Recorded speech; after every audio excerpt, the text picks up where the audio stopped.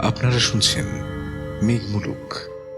এখন পড়ব একটি ডাকাতের গল্প, ডাকাত ও কুকুর। লেখা যোগেন্দ্রনাথ গুপ্ত।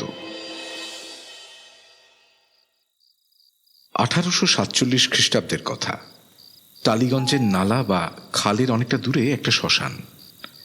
শ্মশানে আছে মন্দির, মন্দিরে আছেন ভীষণা মূর্তি শ্মশান কালী। চারিদিকে গভীর বনভূমি, আশেপাশে লোকালয় নেই। দূরে দেখা যায় বটগাছের ছায়ায় বাঁশবনের আড়ালে দু একটা পল্লী। মন্দিরটি অতি প্রাচীন। এই মন্দিরের ইতিহাস কেউ জানে না।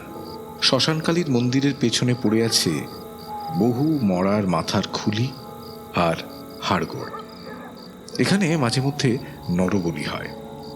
একদল ডাকাত মহীশূরের এক সুলতান নন্দিনীর প্রাসাদে ডাকাতি করবে স্থির করেছে।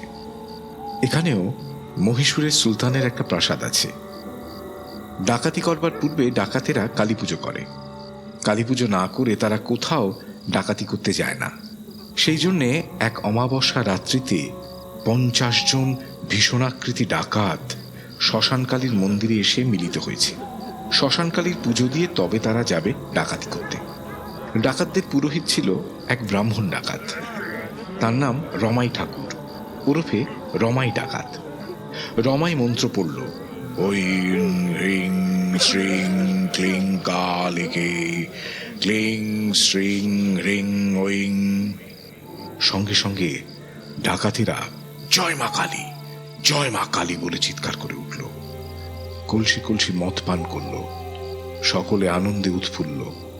ডাকাতদের একটা নিয়ম আছে, কোথাও ডাকাতি করতে যাবার পূর্বে একটা শপথ করতে হয়। তা সেদিন পুজো শেষের পর সর্দার ডাকাত রাধা শিকারী বলল, ভাই সব, মায়ের আশীর্বাদ নিয়ে আজ আমরা ডাকাতি করতে যাব, তোমরা রাজি? সমস্বরে সেই 50 জন ডাকাতের মুখ দিয়ে বেরিয়ে এলো, রাজি রাজি রাজি রাজি রাজি।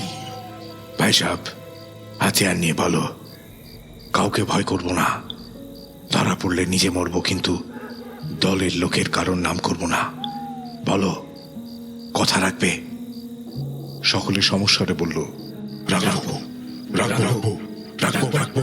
মায়ের কাছে বলো, মা কালী আশীর্বাদ করো, আমরা যেন কাজে সমর্থ হই। সফল হলে তোমায় মা নরবলি দিয়ে পুজো করব। সকলে হা হা করে উঠল। আমরা সবাই এক মন এক প্রাণ। তারপর তারা 4 দলে বিভক্ত হলো। তাদের এক দল ভার নিল, যদি গ্রামবাসীরা তাদের তাড়া করে তবে তারা সবাইকে তাড়িয়ে দেবে। আরেক দল নিল পাঁচিল ডিঙিয়ে বাড়িতে ঢোকবার ভার।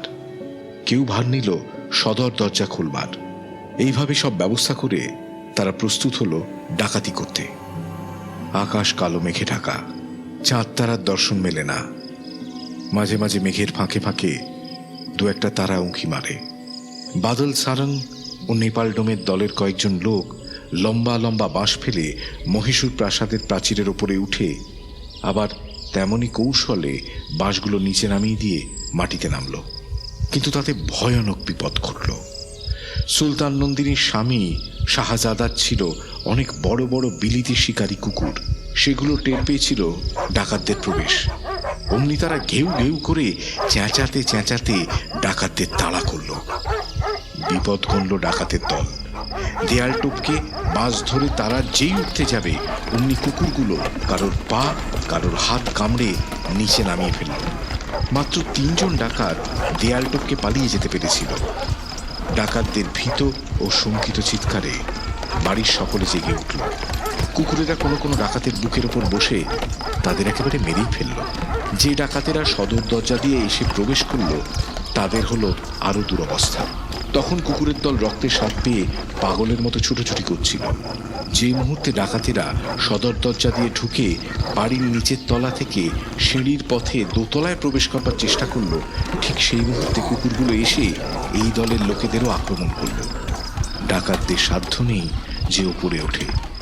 ওদিকে শাহজাদা জেগে উঠেই দোনলা বন্দুক হাতে সিঁড়ির মুখে দাঁড়িয়ে গুলি ছুটতে শুরু করলেন।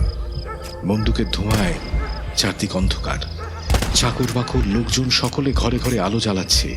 পাহারাওয়ালা ডাকু আয়া হ্যায় বলে চিৎকার করছে। তাদের ডাক শুনে বন্দুক হাতে ছুটে এসে পড়ছে থানার লোকেরাও। ডাকাতদের হলো অতি ভীষণ সংকটময় অবস্থা। 50 জনের মধ্যে মাত্র 10-12 জন ডাকাত কোনো রকমে প্রাণ রক্ষা করতে পেরেছিল। তারা ধরা পড়ল না। ওই দলের মধ্যে ছিল নেপাল ডোম, গোপাল ডোম প্রভৃতি নামকরা ডাকাতেরা। তারা কোনো রকমে পালিয়ে গিয়ে পথে এক ধনী ভদ্রলোকের বাড়ি লুট করতে পেরেছিল। এদিকে মহীশূর প্রাসাদে যেসব ডাকাত ধরা পড়ল তারা পুলিশের কাছে সব কথা প্রকাশ করে দিল। কালীমায়ের কাছে প্রতিশ্রুতি ও শপথ কোথায় ভেসে গেল? শাহজাদার ছোটখাটো কিছু জিনিস এই অল্প সময়ের মধ্যেই 2-1 ডাকাত লুট করে নিয়েছিল। মারপিটের চোটে পুলিশের কাছে তারা সেটা ফিরিয়ে দিল এবং অন্যান্য ডাকাতির মাল কোথায় লুকিয়ে রেখেছিল সেটাও বের করে দিল। ডাকাতেরা ম্যাজিস্ট্রেট সাহেবের কাছে বলেছিল, হুজুর আমরা ধরা পড়তাম না, নবাব বাড়িতে ডাকাতি করে নিশ্চিন্ত মনে চলে যেতে পারতাম। ধরা পড়লাম ওই কুকুরগুলোর জন্যে। ওরা আমাদের টেনে হেঁচড়ে কামড়ে কাবু করেছে। কুকুরেরা প্রভুকে যে কত বড় ডাকাতের দল থেকে রক্ষা করেছিল এটা তার প্রত্যক্ষ দৃষ্টান্ত। শাহজাদার এই ধরনের ভীষণ হিংস্র শিকারী কুকুর 50টি ছিল। এই যে গল্পটা শুনলেন, এটা গল্প নয়, এটি একটি সত্য ঘটনা। ঘটেছিল 1847 সালে এখনকার টালিগঞ্জ এলাকায়। আজ এই গল্পের কথা পড়লে বিস্মিত লাগে, অবাক হতে হয়। মেঘমুলুকে শুনলেন যোগেন্দ্রনাথ গুপ্ত সংকলিত ডাকাত ও কুকুর এই গল্পটি। এরকম আরো ডাকাতির সত্য ঘটনা নিয়ে ফিরব মেঘমুলুকে। শুনতে থাকুন। মেঘমুলুকে আরো নানা ধরনের গল্প শুনতে সাবস্ক্রাইব করো ইউটিউবের মেঘমুলুক চ্যানেলে। আর নতুন লেখা পড়তে চলে এসো www.meghmuluk.com-এ।